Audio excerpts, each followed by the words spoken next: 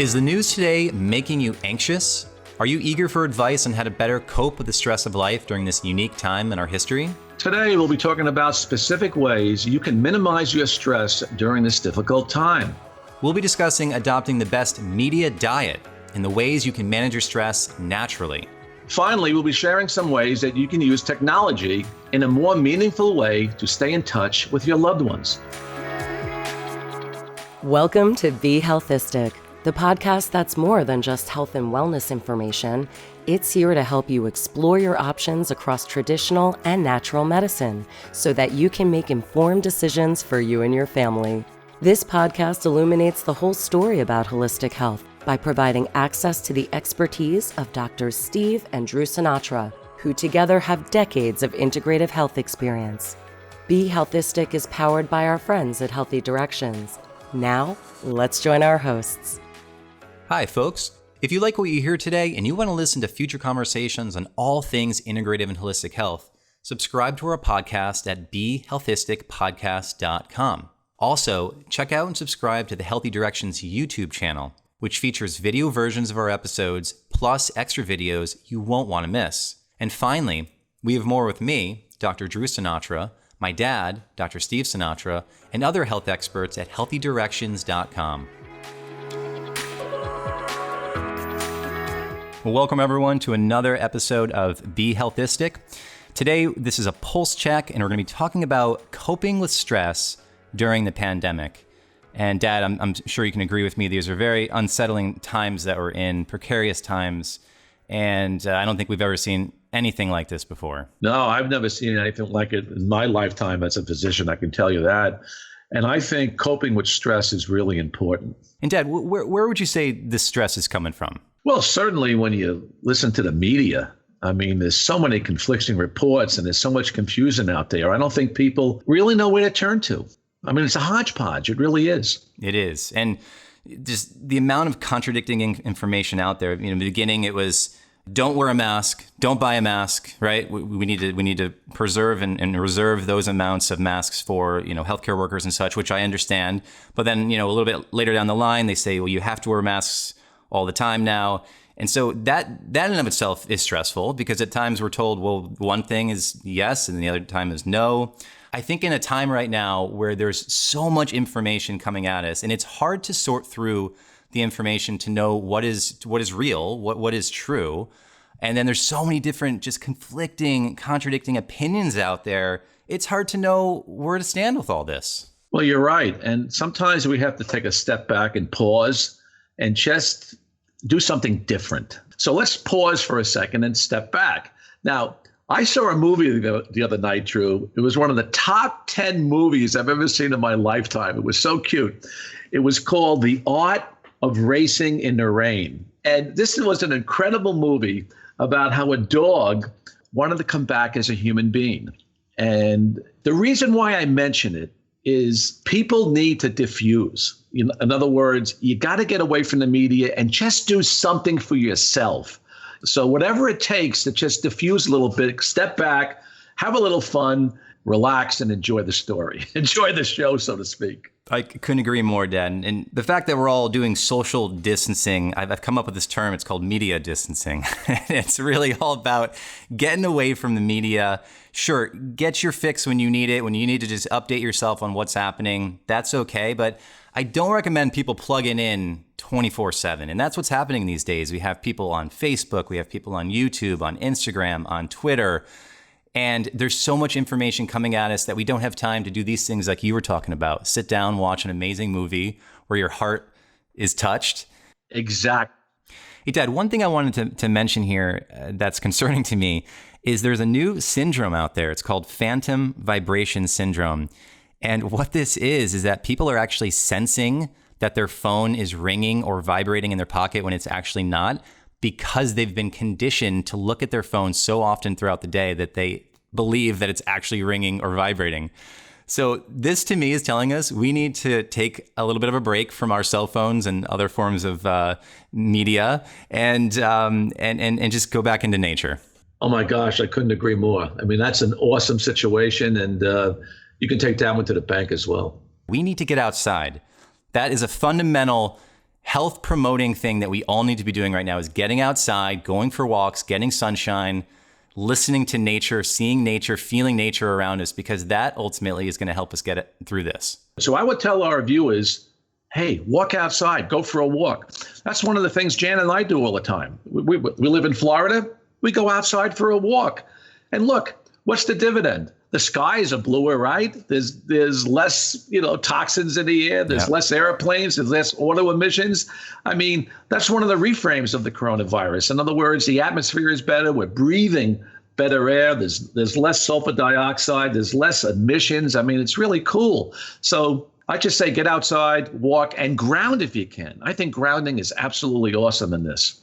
Yeah, I agree, Dad. And I got to say, through all this, the silver lining for me has been to really connect deeper with nature when I'm outside. And I've noticed that when I've been going for hikes on trails or going for a mountain bike ride or going for a run, things feel different to me. The sunshine hitting my face feels different. The air hitting my face feels different. I smell things differently. Like the flowers smell so much better these days. And it's almost like my senses are so hyper aware right now. And they're just it's like I'm craving all these natural elements to come at me. And I think everyone should get out and experience these sensations as well, because it's so good for us. That's a pearl, Drew. And I would tell our listeners who are, listening to this, basically, that's awesome. Get outside and feel nature. It's really important. Yeah. And there's so many things here, Dad, that we can talk about. I think regarding the news, again, let's just hop back into that, because I want to tell people there's a lot of negative news out there. It's just a lot of negative energy that's being kind of thrown at you.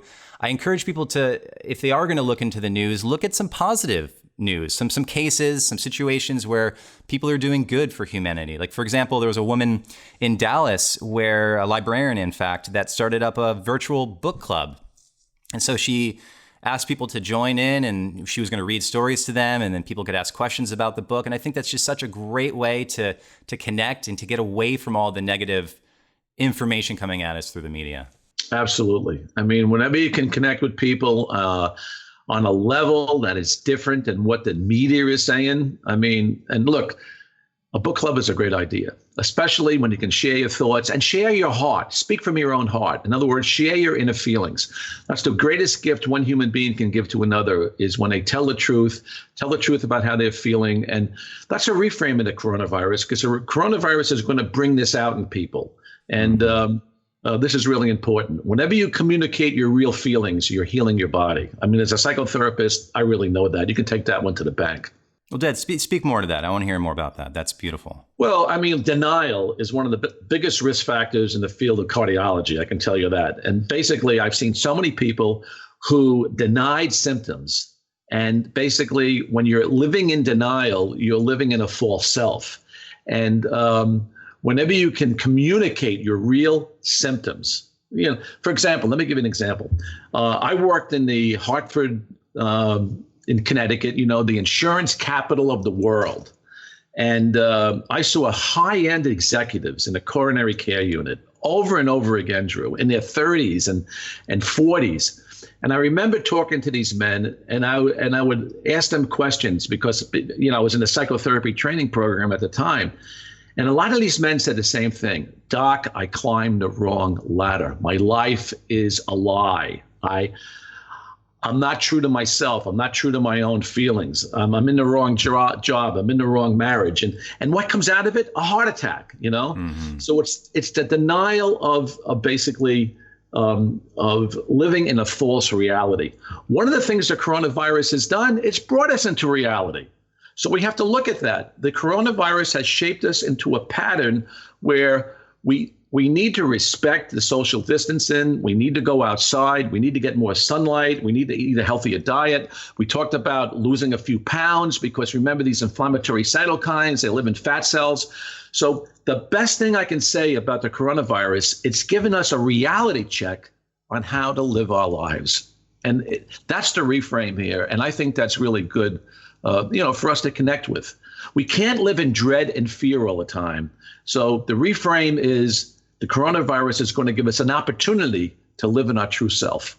Oh, I love that, Dad. And I want you to speak more to the emotion of fear, because I feel that a lot of people are under this stress, that lots of worry and anxiety, and then fear being really kind of at the foundation of that. Can you speak to that? Yeah, basically, when you live in fear, fear triggers all these hormonal interactions and neuroendocrine interactions in the body, where it puts the body in a fight-flight response. And living in fear is one of the most dangerous things we can do. Now, look, you need to live in reality, but you don't need to up the ante on the reality where you're living in fear all the time. I mean, reality is a good situation, but if we keep exponentially raising the stake about, oh, what if, and I shouldn't do this and I shouldn't do that, and blah, blah, blah, all the self-talk can destroy us. So we need to face reality, but living in fear is not the way to go.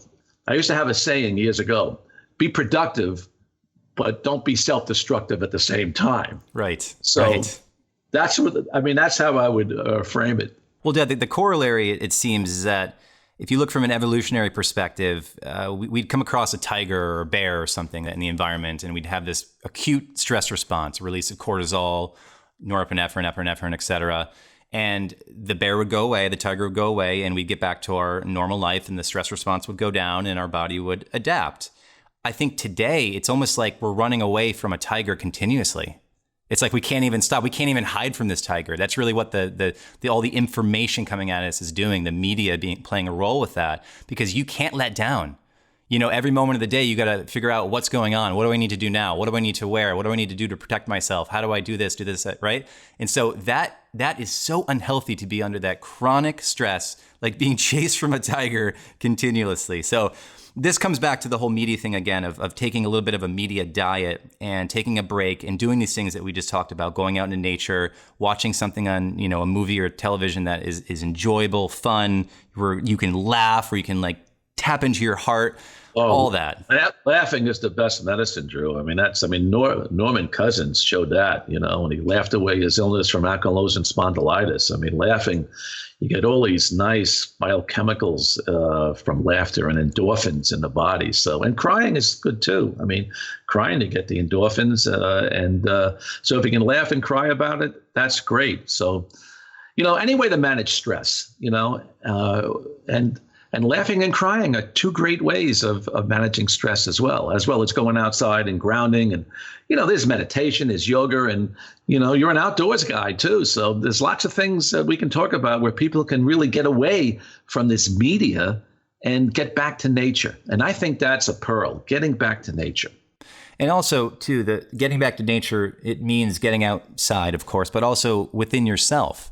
So if that means meditation for you, or deep breathing, or if it's doing Qigong or Tai Chi, that in essence is really getting into nature inside yourself.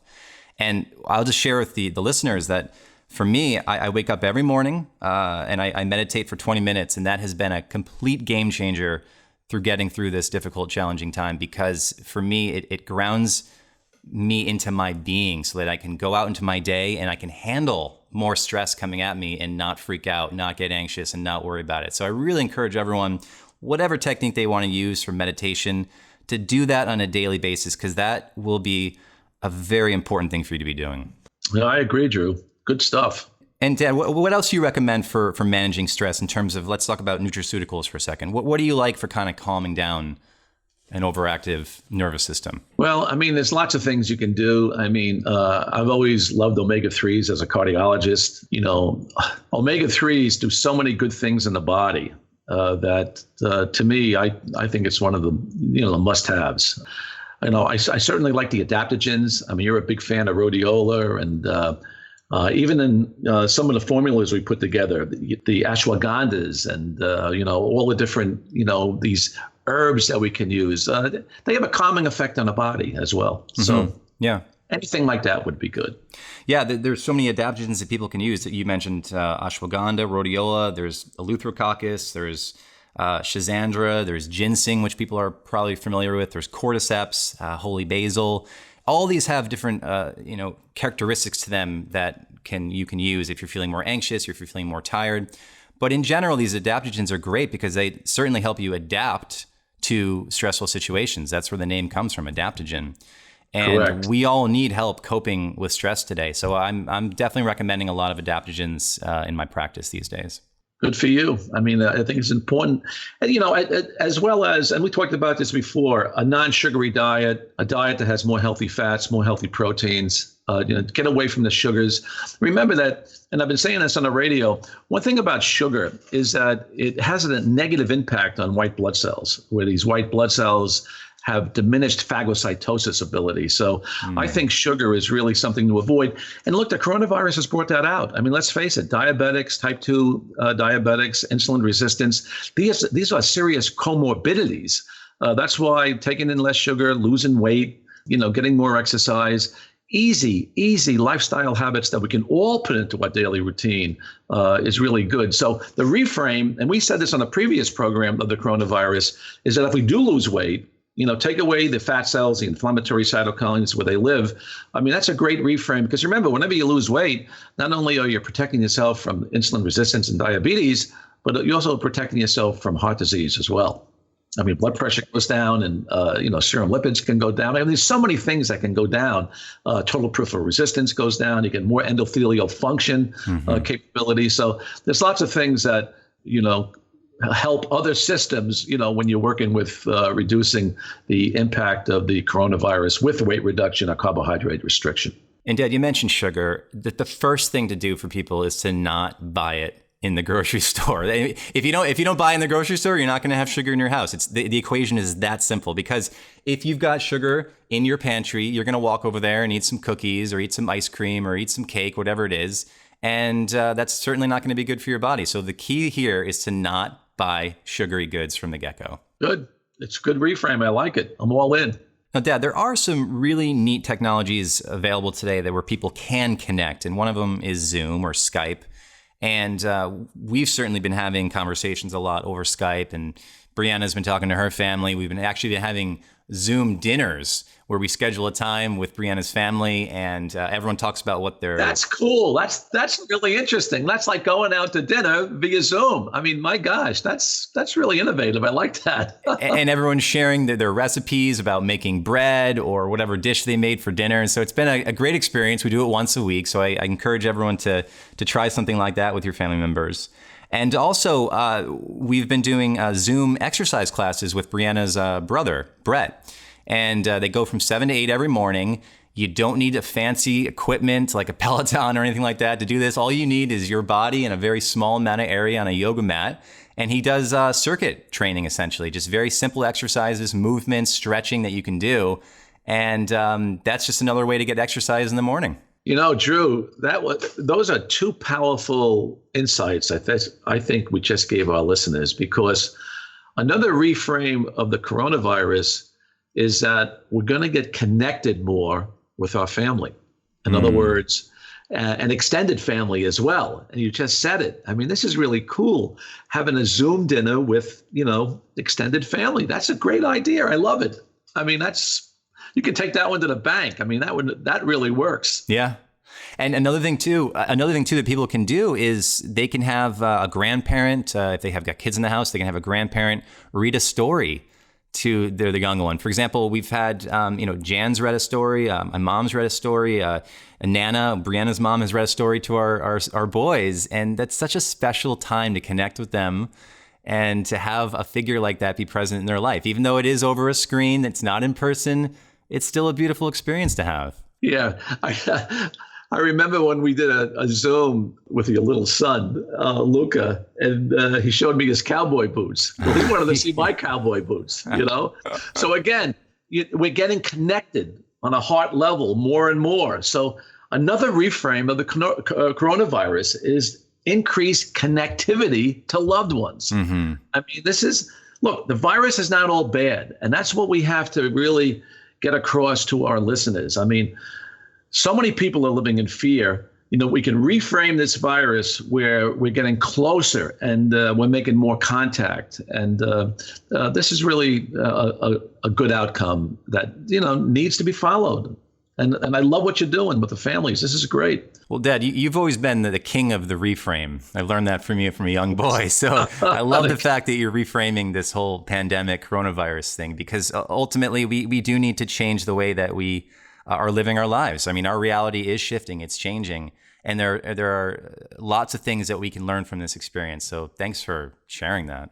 Yeah, I mean, even myself, I live in Northeast part of the time, and also work at Healthy Directions, which is in Washington, D.C., and I live in Florida part of the time. So I'm just going to drive back and forth, and probably sleep in the van. Remember the old days when we used to sleep in the van and go on camping trips? I mean, thank God I took you camping and fishing as a young child and stuff like that, because now that I'm in my early 70s, I don't have any problem sleeping in vans. I love it. I think I love camping. I mean, you and I went camping in the Redwoods just last summer. Right. Right. Another reframe of the coronavirus is, getting more outdoors and, maybe vanning, maybe traveling more, less flying and stuff like that. The worst thing about this virus is that I think the proclivity of catching it is like probably 10, 20, maybe 50 times more than what we thought it was. But the mortality is significantly reduced, especially in younger people. It's the nursing home populations that are most at risk. Mm-hmm. So basically, we have to keep that in mind. You can catch it quick. In other words, it's easy to catch. So you have to be on guard, and you have to be, really on your toes. That's why going outdoors and being outdoors is so important, because it cuts down on the amount of droplets in the air as being, at a birthday party or in church or at a synagogue where people are enclosed in areas. So I think that's what we're going to learn from this virus, that when we have these cycles of influenza occurring in the fall and winter and into the spring, that, people are going to have to live their lives a little bit differently going forward. So, Dad, we shared some stories, some positive stories around the news. I would love it if our listeners could share experiences they've had or stories that they've heard about. Oh, absolutely. In other words, it's all about connection. So if they have something that worked for them and they want to share it with us and share it with our social media group, I mean, I'm all in on that. So, Dad, for our wellness wisdom, what are you doing? And share with our listeners what you're doing that is helping you cope with stress during these times. Well, certainly I'm not eating sugars. I'm eating a healthier diet. And I go outside. I ground. I am a big believer in grounding. I've been in the movement for over 15 years. It does some remarkable benefits to the body. And I try to walk on concrete or my grass, or living in Florida, we're allowed to go to the beaches, so I ground there. So my tip of the day is take in Mother Earth energy, take in the Schumann resonance. The Schumann resonance heals the body. And we've seen anecdotal reports from the websites where people feel so much better, even people who contracted the flu-like illness or COVID-19 feel so much better with earthing and grounding. So that's my tip of the day. Oh, I love that, Dad. Well, I'll share my tip, and that is last weekend, I took a complete media holiday. I went 48 hours not looking at my phone, not looking at my computer, not reading a thing.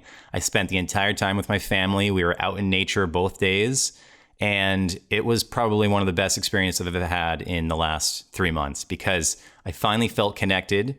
Again, I finally felt that I was a part of nature. I was with my family, spending one-on-one time with every single one of them. We felt just so good together. And having that media break was probably the healthiest thing that I could have done for myself in a long time. Hey, that's awesome, Drew. I like that one. That's great. A great pearl of wisdom. That's our show for today, folks. If you have a question or an idea for a show topic, please send us an email or share a post with us on Facebook. And remember, if you like what you heard today and you want to be an active member of the Be HEALTHistic community, subscribe to our podcast at BeHealthisticPodcast.com or on Apple Podcasts or wherever you download your favorites. You can also find more great content and information from us and the Healthy Directions team at HealthyDirections.com. I'm Dr. Drew Sinatra. And I'm Dr. Steve Sinatra. And this is Be HEALTHistic. Thanks for listening to Be HEALTHistic with Drs. Drew and Steve Sinatra, powered by our friends at Healthy Directions. See you next time.